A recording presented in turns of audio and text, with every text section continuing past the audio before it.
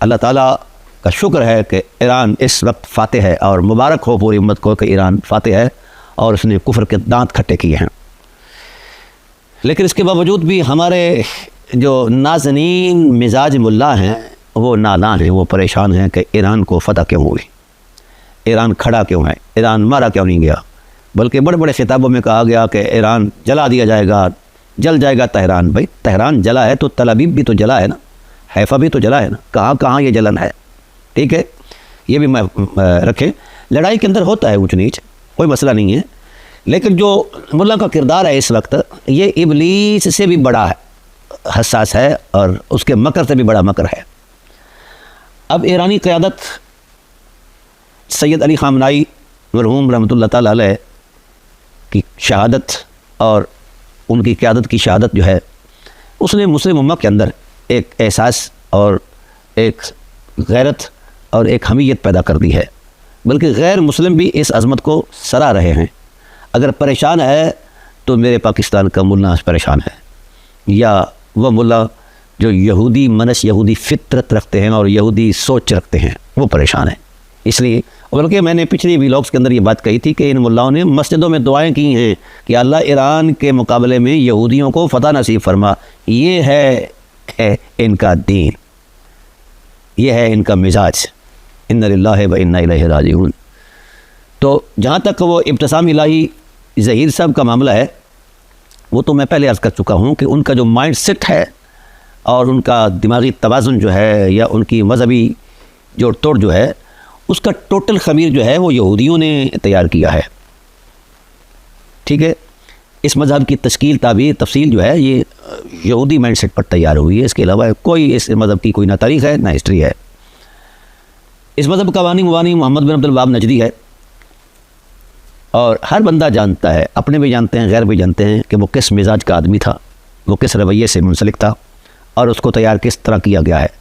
آپ میموریز، آپ ایمفرے سے لے کر اوپر تک بہت ساری کتابیں ہیں جو ہسٹری میں جو عینی شواہد پر مطلب مشتمل ہیں، ان پر آپ مطالعہ کریں گے تو آپ کو حقیقت نظر آ جائے گی کہ وہ اپنے اس ٹائٹل میں اسی مزاج کا مولوی تھا جو مزاج آج کل یہودیت کا ہے، یا اس وقت کی یہودیت کا ہے۔ بلکہ یہ امیزہ تیار بھی یہودیوں نے کیا تھا، کس کس انداز میں، کیسے کیسے ہوا ہے، بہت تفصیلات ہیں۔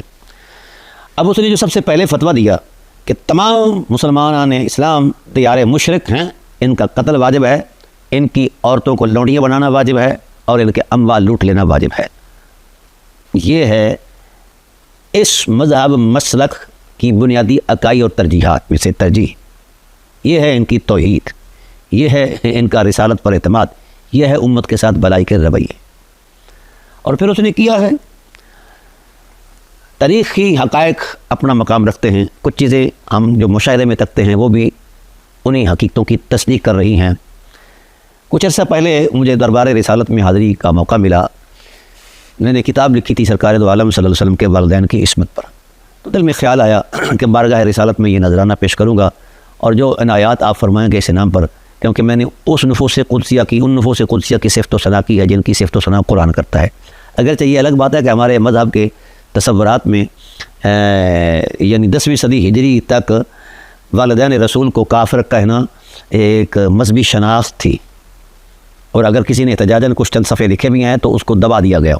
تو جس وقت تحقیق کی نظر سے اس سبجیکٹ کو دیکھا گیا تو شرم آئی مجھے سنی ہونے کہلانے میں، شرم آئی کہ اتنا بڑا کمینہ پن کہ رسول ہماری ماؤں کے قدموں کے نیچے جنت رکھ دیں، اور آلٹرنیٹلی ہم رسول کی ماں کو کفر اور شرک کی گالی دیں۔ یہ ہے سنیت، انا للہ و انا الیہ راجعون۔ یہ سنیت نہیں، صہیونیت ہے، رسول کے باپ کو گالی دیں۔ اب اس کے بعد کچھ مقدس لوگوں نے احتجاجاً کچھ لکھا اور ان کو بھی دبوچ دیا گیا، لیکن قدرت نے ان کو وہ فروغ بخشا کہ امت کا ایک خاص حصہ جو ہے، بلکہ اکثر حصہ جو ہے، اس طرف مائل ہو گیا کہ نہیں، وہ واجب التکریم ہے، رسول اللہ کے ماں باپ ہیں۔ تاہم پھر بھی یہ سلگتے رہے مولویوں کے دل کے اندر جو تھے نا وہ ارمان، وہ اپنی حرزہ سرائی گاہے گاہے کرتے رہے۔ تو مجھے اللہ تعالیٰ نے یہ توفیق بخشی، تو اللہ تعالیٰ کے فضل و احسان سے پھر میں نے 3 جلدوں پر مشتمل جو کتاب لکھی، تو بحمد اللہ تعالیٰ اب اس مکتب کا نام و نشان بھی نہیں ملتا۔ تو عرس ہو رہے ہیں سرکار کے والدین کریمین کے، اور لوگ فیض و برکات اس سے حاصل کر رہے ہیں۔ تاہم چونکہ یہ مکتب شروع سے ہی یہودیوں کا مکتب تھا، یہ عبد الشمس سے لے کر آگے توڑ تک اس مکتب کے سارے لوگوں کا ساری ہمدردیاں یہود کے ساتھ تھیں. اور حضرت یعنی یہ دیکھنا ان کا ہدف جو تھا اس مکتب کا وہ اہل بیت ہیں. ہاشم کس سے بھڑ گیا اقتدار کے لیے؟ جناب حضرت ہاشم علیہ السلام سے لڑ گیا کون؟ عبد الشمس امیۃ الاکبر. حوث کیا تھی؟ اقتدار کی.